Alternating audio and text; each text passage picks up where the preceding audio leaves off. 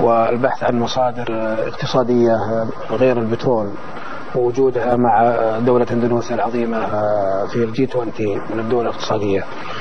وجدت المملكة أنه الأفضل الاستثمار في الدول الإسلامية وتنمية الاقتصاد في الدول الإسلامية مجال اقتصادي جيد، وهناك استثمار ربما سمعتم عن استثمار وزارة شركة أرامكو مع برتامينا، وهناك مجالات كثيرة ربما تسمعون إن شاء الله خلال الزيارة من توقيع اتفاقيات في جميع المجالات الاستثمارية والتعليمية والدينية إن شاء الله. مجالات كثيرة في التعليم وفي الشؤون الدينية وفي الشؤون الاقتصاد والاستثمار، الشؤون الثقافية، شؤون الحج، أيضا ربما إن شاء الله في الشؤون الأمنية، وسبق التوقيع على اتفاقية عسكرية ما زال العمل جاري فيها ولله الحمد. ربما يكون هناك تعاون في مكافحة الإرهاب، وهذا من ثمرات التعاون إن شاء الله، لأن السعودية وأندونيسيا يعانون من استهداف الإرهاب لهذا البلدين الآمنين، فوجدنا أن التعاون بيننا سيعطي حصار لهذا العبث الأمني، بالإضافة إلى أن هناك مشاريع في الإسكان ومشاريع سياحية ومشاريع في البنية التحتية للطاقة. Kedatangan Raja Arab Saudi Salman bin Abdul Aziz Al Saud menarik perhatian karena banyaknya rombongan dan sejumlah persiapan lawatan yang berbeda dari kedatangan pimpinan negara-negara lain pada umumnya. Dengan jumlah rombongan mencapai 1.500 orang, barang bawaan Raja Salman dan rombongan bahkan mencapai 20 pesawat atau 20 penerbangan, termasuk mobil Mercy khusus untuk membawa Raja Saudi tersebut.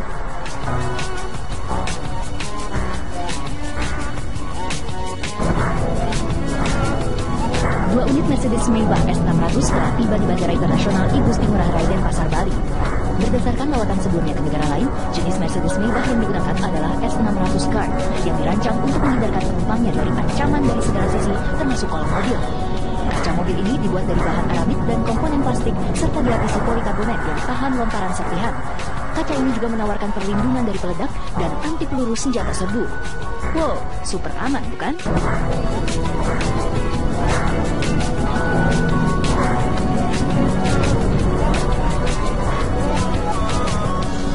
Jangankan fasilitas kendaraan, tangga pesawat pun khusus didatangkan dari Arab Saudi. Tangga tersebut berwarna putih dan berhiaskan kaligrafi emas di bagian atasnya. Tangga motorik tersebut memiliki fungsi yang sama dengan eskalator, sehingga sang raja tak perlu banyak-banyak melangkahkan kaki saat turun dari pesawat.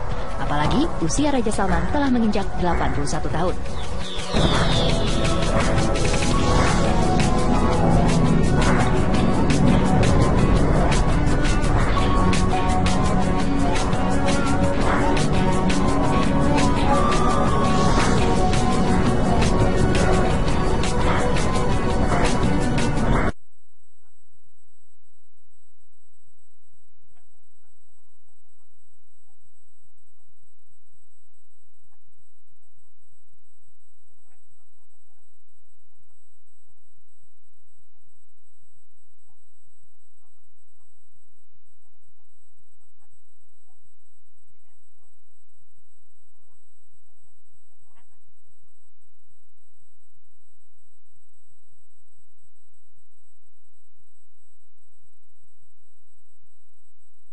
Ketika seorang raja di Arab Saudi melakukan kunjungan dengan bobot bawaan yang begitu banyak, seperti itu?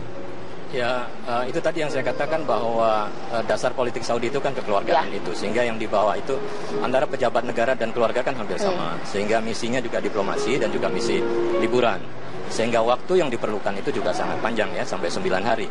Tapi sebenarnya itu kalau saya boleh mengatakan, rakyat Indonesia kalau berkunjung ke Saudi itu rata-rata juga 9 hari, bahkan bisa lebih ya.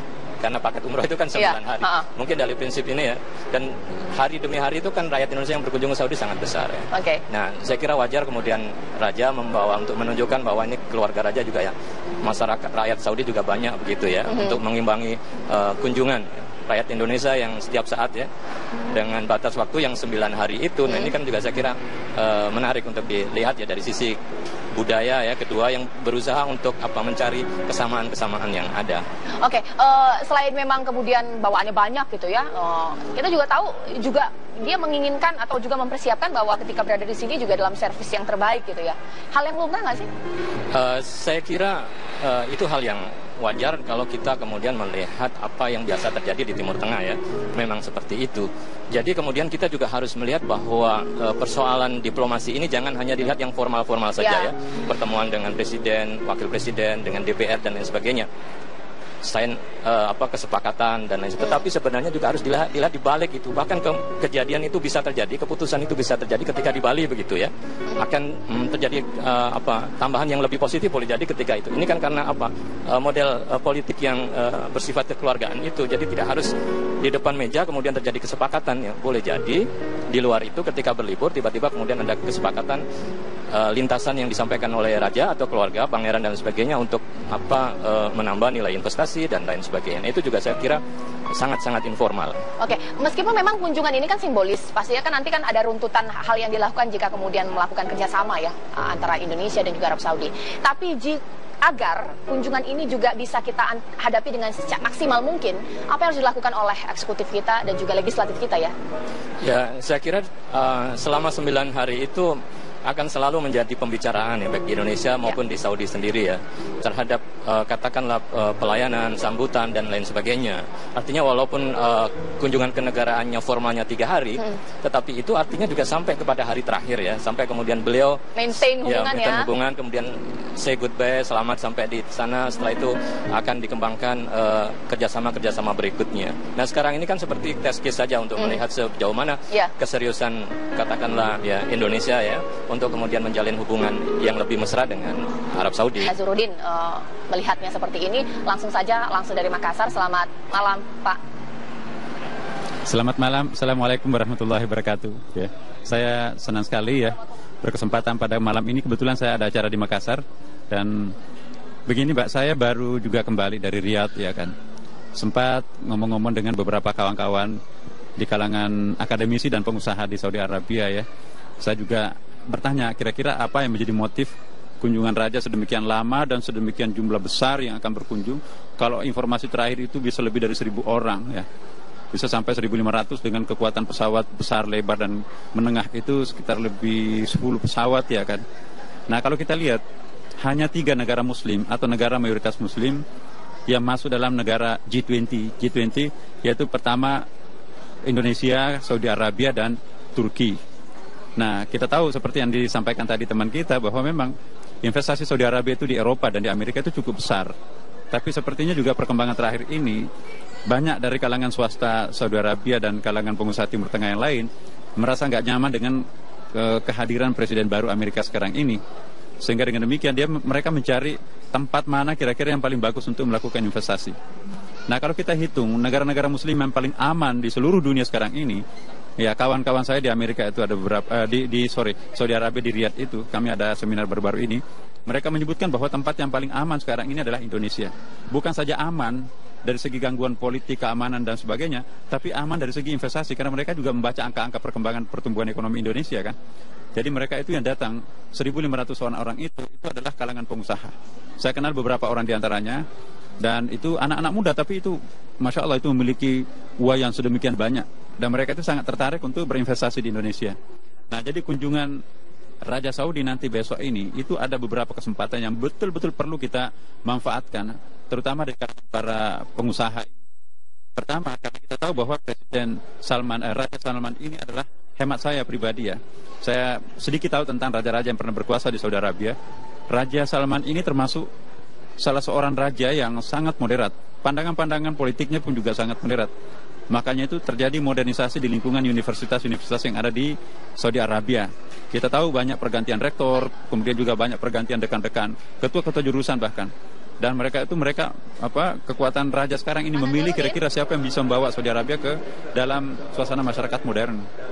Jadi sering kita baca sekarang ini, wah ini kok Saudi Arabia ini mungkin krisis ekonomi. Enggak, terjadi semacam rasionalisasi manajemen pemerintahan Saudi sekarang ini. Jadi menerapkan apa yang disebut dengan penerapan pembangunan efisien dan efektif itu sekarang sedang terjadi di Saudi Arabia. Jadi potensi-potensi mereka itu dimanfaatkan untuk memperkembangkan ekonomi mereka. Nah terakhir untuk kita di Istiqlal juga selaku imam besar, ketika kami menerima tim advance mereka, ya salah seorang petinggi dari Saudi Arabia pada waktu itu, saya sendiri yang terima. Alhamdulillah, mereka juga sangat agak kesulitan untuk menerjemahkan bagaimana caranya nanti ini Raja Saudi ini harus mendaki ke lantai 2 Masjid Istiqlal. Nggak ada lift kita pada waktu itu. Lift yang ada itu hanya lift untuk penyandang cacat, itu lambat sekali naik ke lantai 2-nya. Terus saya ditanya, apakah bisa Istiqlal membangun sebuah lift? Saya bilang, insya Allah bisa. Akhirnya pada malam itu, sore pagi hari itu saya langsung ketemu dengan salah seorang pejabat kita. Terusan saya ingin sebutkan namanya di sini. Saya berterima kasih kepada Ibu Rini, ya, Menteri BUMN. Ibu, kami akan kedatangan tamu, tapi liftnya Istiqlal ini belum ada. Nah, loh, ini kan waktunya sudah mepet ini Pak Nasr, apa bisa? Saya bilang terserah Ibu, kira-kira mungkin yang paling tahu tentang bisa atau tidaknya itu adalah tim Ibu nanti. Akhirnya Ibu dalam waktu yang sangat singkat berkomunikasi dengan seseorang. Kita butuh waktu 28 hari pada waktu itu. Akhirnya Ibu Rini mengatakan, insya Allah bisa Pak Nasr. Dan siang itu juga langsung timnya datang, kami terima. Dan kerjanya 24 jam. Subhanallah, dalam tempo tidak sampai 28 hari. Baru 2 minggu dari hari ini, itu sudah bisa dipakai liftnya itu. Dan liftnya termasuk, ya bagus ya. Kami berterima kasih kepada Waskita Karya, ya. Kebetulan dirutnya itu adalah teman kita juga, ya, jamaah kita. Alhamdulillah. Baik. Pada kesempatan ini juga saya berterima kasih kepada Waskita Karya. Di samping itu juga ada persiapan lain tentunya, ya. Kita perbaharui semua karpet-karpet yang ada. Kemudian dalam waktu dekat ini juga akan ada dekorasi-dekorasi khusus lah di Masjid Istiqlal. Ya, bukan karena beliaunya akan datang, rajanya akan datang. Memang sudah sampai saatnya, seperti para pemirsa tahu. Ini kan kepemimpinan baru di Masjid Istiqlal, saya juga baru, dan teman-teman dari Badan Pelaksana pun juga baru. Kita mencoba untuk menciptakan Masjid Istiqlal yang ramah terhadap tamu-tamu asing, ramah terhadap orang kita sendiri, pokoknya ramah untuk semuanya. Insya Allah Istiqlal untuk semua, dan akan menjadi masjid kebanggaan kita, khususnya umat Islam di Indonesia. Baik Pak Nazarudin, nah dengan kunjungan ini, DPR sudah bersolek, Istiqlal juga sudah bersolek. Pertanyaan saya, apakah kunjungan atau lawatan ini juga bisa dinikmati oleh masyarakat kebanyakan pada saat kemudian kunjungan tersebut? Masyarakat awam boleh nggak sih kemudian melihat gitu, ikut menikmati kunjungan tersebut? Bagaimana Pak? Iya, kita tidak ada masalah. Kita nggak bisa melarang orang datang ke masjid siapapun, asal tujuannya untuk beribadah terutama, ya kan. Dan kita pun juga di Istiqlal itu kan sudah ada sistem pengamanannya, jadi juga tentu sudah steril, ya. Teman-teman juga dari Pas Pampres itu sudah sangat siap untuk. Dan yang jadi tantangan kami sekarang ini, terlalu banyak yang meminta kami, grup-grup pengajian, grup-grup jamaah dari masjid-masjid lain, ingin sekali menjadi jamaah Masjid Istiqlal, ingin hadir menyaksikan Raja Saudi di Istiqlal. Baru tadi ini pucuk pimpinan Muslimat Nahdlatul Ulama itu mau membawa masanya ke Istiqlal dalam rangka ikut serta menjemput Raja Saudi. Ya, jadi saya katakan kami akan berkoordinasi dari segi waktu dan dari segi pengamanan dan dari segi sistem nanti, bagaimana supaya nanti kehadiran Raja kita ini mungkin tidak terlalu terusik dengan sebuah sistem yang tidak dipersiapkan. Jadi kami ingin mencoba untuk melakukan koordinasi dengan semua pihak, terutama pihak kami internal Masjid Istiqlal. Bagaimana kehadiran jamaah-jamaah itu nanti, satu sisi mereka bisa menyaksikan tamu yang sudah lama memang ditunggu-tunggu oleh mereka, tapi pada sisi lain tamu kita yang datang ini juga tidak terusik dengan adanya pengaturan yang kurang pas, ya. Jadi kami tentu akan berkoordinasi dengan semua pihak, terutama pihak keamanan di Istiqlal dan juga aparat Pas Pampres, ya. Insya Allah segalanya kami akan lakukan. Tapi poin saya pribadi menganggap bahwa semakin banyak jamaah yang bisa hadir di Masjid Istiqlal dalam rangka ada tamu seperti itu saya kira menurut saya bagus, ya. Yang penting keamanan, kerapian dan ketertiban itu mungkin juga perlu kita lakukan. Apalagi besok itu kan bukan hari Jumat, ya kan. Jadi laki-laki dan perempuan bisa sama-sama hadir di masjid di ruang utama Masjid Istiqlal. Kalau hari Jumat, ya itu lantai utamanya hanya untuk laki-laki, perempuannya di atas. Nah, insya Allah direncanakan Raja Saudi besok ini, ya kepastiannya belum persisnya seperti apa manualnya kami belum terima, tapi rencananya akan sholat tahiyat masjid, ya. Kemudian melihat dan mungkin juga unsur pimpinan Istiqlal dan juga terutama dalam hal ini Kementerian Agama selaku penanggung jawab Masjid Istiqlal itu, tentu kami juga akan menunggu petunjuk-petunjuk dari Pak Menteri Agama dalam hal ini. Berikan dampak positif secara politik atau juga ekonomi. Tadi kan sudah sempat dibilang, nggak punya teman mungkin di Arab, mungkin cari temannya di negara-negara Asia, khususnya Indonesia gitu ya. Kuota haji salah satu yang kita harapkan ini menjadi lebih clear deh, ya. Seperti itu. Ya, saya kira sebenarnya persoalan kuota haji itu kan dari sisi kepentingan nasional itu adalah sebenarnya nomor sekian. Karena yang utama kan adalah bagaimana kemudian membangun, ya, hubungan dengan Arab Saudi, kemudian menempatkan prioritas ekonomi ini pada nomor satu. kalau ini sudah terjadi kesejajaran sebagai mitra strategis, maka sebenarnya masalah kuota haji ya, kemudian masalah-masalah perlindungan TKI itu dengan sendirinya akan settle. Jadi seperti itu. Jadi saya kira dengan dua hal memang antara ekonomi dan politik. Kalau di Arab Saudi kan memang tipikal karakteristik budaya mereka antara ekonomi dan politik itu menjadi satu kesatuan. Pemegang kekuasaan ekonomi adalah keluarga raja, kekuasaan politik juga keluarga raja. Artinya bahwa mereka yang datang ini mengemban dua misi, ekonomi dan juga politik, karena mereka kan satu kesatuan dalam keluarga. Indonesia kan sepakat untuk mengambil gerakan non-blok, tidak memihak blok-blok manapun. Kita tapi tahu cukup dekat dengan Iran. Tapi Iran dan Arab Saudi ini menjadi ekstensi yang berbeda. Gimana kita memposisikan diri ini?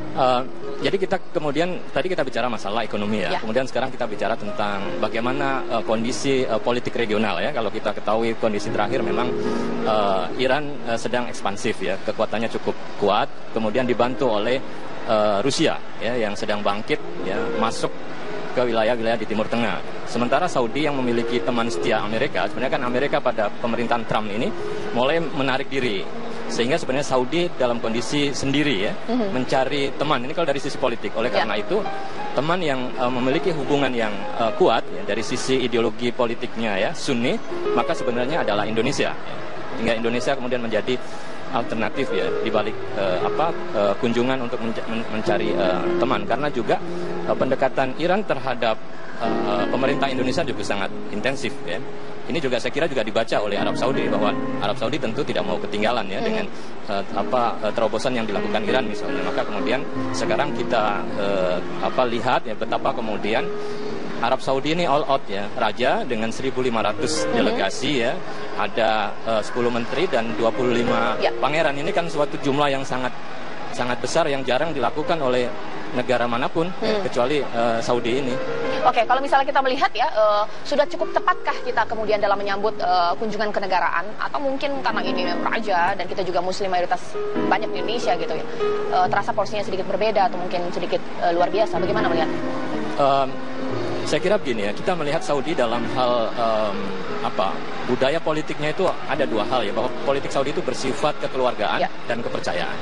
Oleh karena itu, ya persoalan bagaimana kemudian menyambut Arab Saudi memang juga harus disesuaikan dengan prinsip mereka yang bersifat kekeluargaan dan membangun kepercayaan. Oleh karena itu, kalau kemudian prinsip-prinsip kekeluargaan ini bisa dijalankan dan ada kepercayaan di dua belah pihak, maka ke depan saya kira lebih prospektif. Tapi tetap saja bahwa posisi Indonesia ya adalah sebagai negara yang bagian dari non-blok yang punya politik bebas aktif gitu ya, sehingga tidak mendukung secara penuh pada kubu tertentu, tetapi pada posisi yang bebas aktif itu. Nah, posisi ini saya kira kemudian menjadi penting. Oke, kalau misalnya kita melihat ya dengan konteks permasalahan Indonesia yang saat ini terjadi nih Mas ya, sekiranya kunjungan ini bisa memberikan angin segar nggak untuk Indonesia? Ya, tadi itu dari sisi investasi akan memberikan nilai yang sangat positif ya, karena kita juga tidak bisa menduga secara pasti bahwa berapa nilai yang akan diinvestasikan, tapi dengan bahwa nilainya sangat besar, itu pun juga akan bisa saja tiba-tiba kemudian berubah menjadi meningkat ya, tergantung apa yang terjadi pada saat kunjungan, atau sebaliknya dalam posisi yang stagnan. Nah ini saya kira harus dikelola dengan baik. Sebenarnya Indonesia mau bagaimana dia mampu untuk mengambil posisi pendekatan ekonomi ya. Kalau dulu kan pendekatan kita dengan Saudi kan lebih banyak pada pendekatan keamanan. Nah ini yang kemudian menghambat komunikasi ya, yang selama bertahun-tahun itu, dan baru